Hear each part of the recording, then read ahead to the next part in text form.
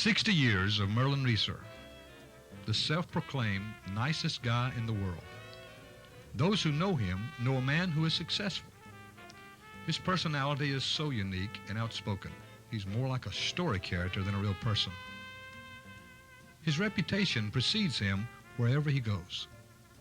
He's almost a myth in his own time.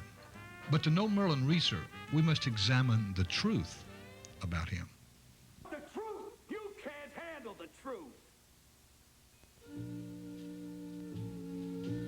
Merlin Reiser was born in Wichita, Kansas on September the 23rd, 1938. He was the seventh of 8 children born to Jesse and Lola Reiser. His family was very poor monetarily. The basement of the house was his bedroom, which he shared with his 5 brothers. And at an early age, Merlin learned how to take care of himself. He began working as a dishwasher when he was only 9 years old and bought his first car at age 14. Hard to impress my dad growing up. He's not very sympathetic in my problems as a child. No matter what I needed, he would always remind me that he was able to buy his own car when he was 12 and then 13, and whatever age I was, that's how old he was when he bought his first car.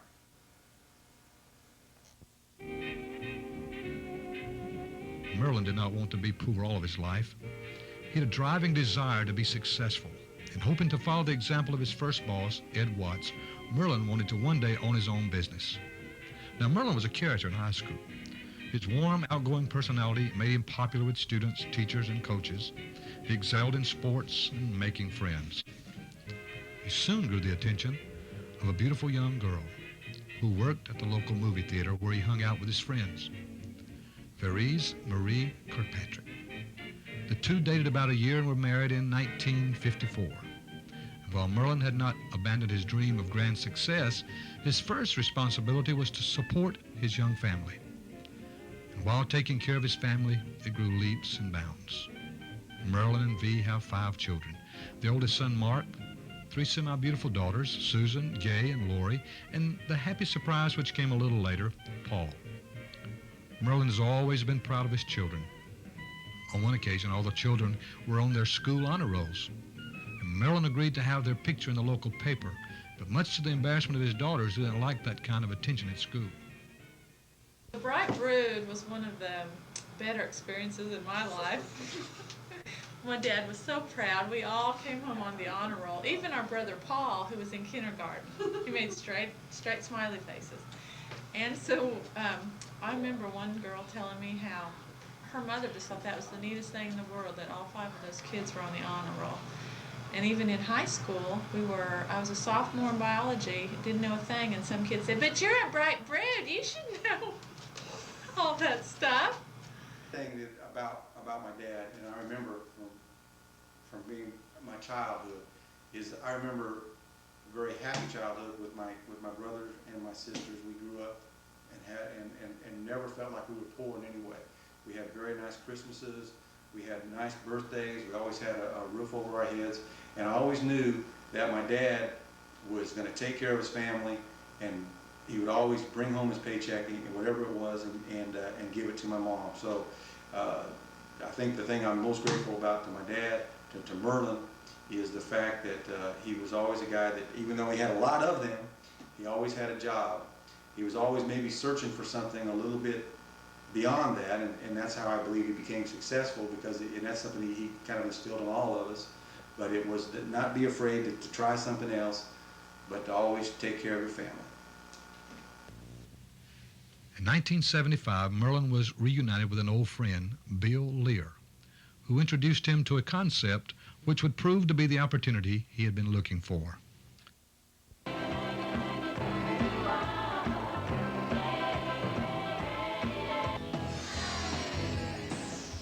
No place hot like Sonic.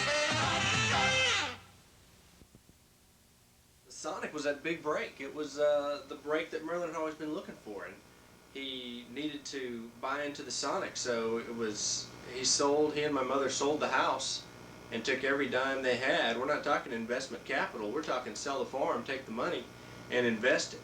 So it takes a lot of courage to do that. I've always admired my dad for that. He moved the whole family 700 miles from Hutchinson, Kansas to Monroe, Louisiana, bought 25% of a hamburger stand, and ran the thing. And that's a lot of courage. I really admire that about my dad. This brief biography is just a small peek into the history of an extraordinary man. It gives some idea of where he has come from and the anticipation of where he's still to go. Since 1976, he has been involved in over 40 Sonics. Currently, he owns 14. He's gotten scores of people into the business, and he's used his success to help and influence hundreds of people to gain their own successes. Merlin Reiser, the self-proclaimed nicest guy in the world. He is achieving his dream of financial success while touching the lives of many people who appreciate what he has done for them.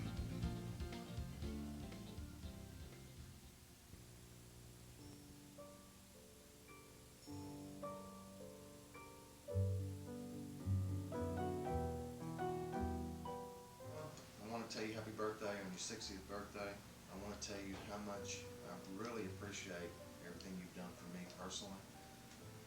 You gave me the trust, you gave me the start 10 years ago, and I really want you to know how much I appreciate it.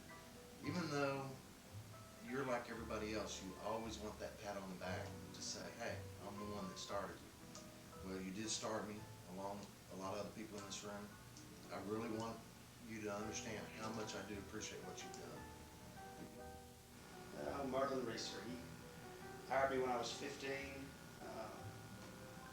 Probably wouldn't have been working for him now if I could have made it out that back door during that first lunch run. Of course, it was locked. He's a great guy. I don't know where I'd be without him. Nice office and everything. Appreciate everything he's ever done for me, and also all the stuff he's going to do for me in the future. I wouldn't trade him for a new penny. Merlin Reiser has been part of my life for about 7 years now, and from the time I asked him to marry his daughter to the moment, it's never been a dull moment. He's the kind of guy that generates lots of enthusiasm. He has a way of making people nervous sometimes, but then next thing you know, he's patting their back and loving them. Merlin has been good to our family. He loves his mom. He loves his grandkids. He's really been. He gives of himself in more ways than one. And one story about Merlin, he's the kind of guy that he came up to New England to the wedding of his daughter Susan and I, and it was during the Lakers game, Lakers series, when they were playing against the Celtics, and the Celtics were a real dynasty. Well, he wore his Lakers hat all over Boston, and he generated a lot of comments and a lot of interesting conversations. But he can talk to anybody. He just has a way of making you feel good. He was watching Paul grill, and he first he's at the sink, and then he comes up to the prep table, and then he's a little bit closer to the grill, a little closer to the grill, and then next thing you know, he's got the spatula, and the grease is flying and slinging everywhere, and there's meat falling down behind the grill, and then we closed. He has a temper sometimes. He can get a little bit out of shape in the stores, and we try to keep him out of them most of the time, for everybody's sake. A lot of the stores in Monroe still have dents over the bin hoods where he, did a little bit of work. Well, I've known Merlin for 20 some odd years. First time I met him was at Sonic. I was a cook at Desire.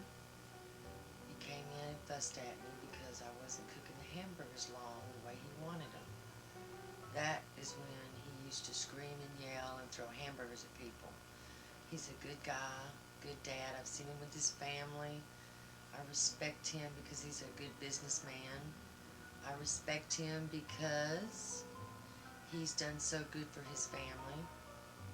He's been good to me, gave me a chance to show them what I could do in this office, and I think I do a good job for him. So he can give me a big bonus, I'll be happy. Then I'll turn around and buy him a birthday present. Merlin, I just want to say I appreciate the things you've done for me and my family, and the opportunities you've given me to succeed and still helping me along. appreciate all the little sayings you always say, lifting me up, and especially when I'm worried about something, you say let the world take a turn. You're a big inspiration to me. I think of you more than just a boss, but as a friend. And, well, that's enough brown nose, and I'm sure you. First time I met Merlin, I'd gone to see his daughter Lori at KU. Lori's little cousins were there, and they wanted to play Battleship.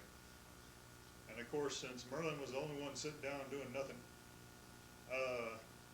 they picked him. And Merlin, all I remembered was he goes, geez, you know, couldn't you just hit me with a hammer, or couldn't you guys, I tell you what, I'll lose and you can go away. And I remember that more than anything else, that he was so funny with those little kids. But even though he was saying those things, I could tell right away that he was loving every minute of it, and that he had a good heart. I'm in my store, one of my cooks dropped a piece of cheese on the ground. Merlin went right up to him, said, "Give me a nickel." The cook gave him a nickel. He threw it right in the fryers, the hot fry grease, and said, "You're gonna waste my money, I'm gonna waste yours." The first time I ever met Merlin, Paul had taken me home to meet his parents. And we walked in the door, and I think I met Merlin at his best. He was lying on the couch in his underwear watching TV. It was pretty funny. But as I've known him and his kids, especially Paul, I know that he's a great person, and he has a lot of wonderful qualities, because I know that through Paul. And like my grandfather always said, look at the stump they sprung from. And I think that Paul is the way he is because of Merlin and Dee, and I love him. Happy birthday. Well, Merlin's 60 now, and it's not easy getting to 60, because if it was easy, everybody'd be doing it.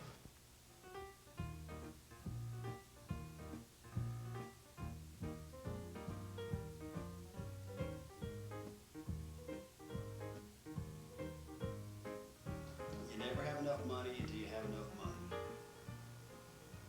I hate to say it, but I don't know what the hell that means. Don't worry about it, let the world take a turn. You gotta spend money to make money, but don't spend no money. If it was easy, everybody'd be doing it.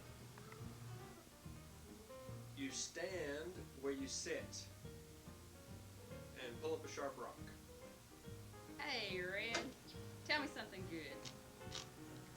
Tanya's voice. You bring it in the back door, you send it out the front door as fast and fresh and friendly as you can, you put all the money in the bank. That's the most famous quote. Happy birthday, Grandpa! Happy 60th birthday, Dad! From your semi-beautiful daughters! We're starting our diet Tomorrow!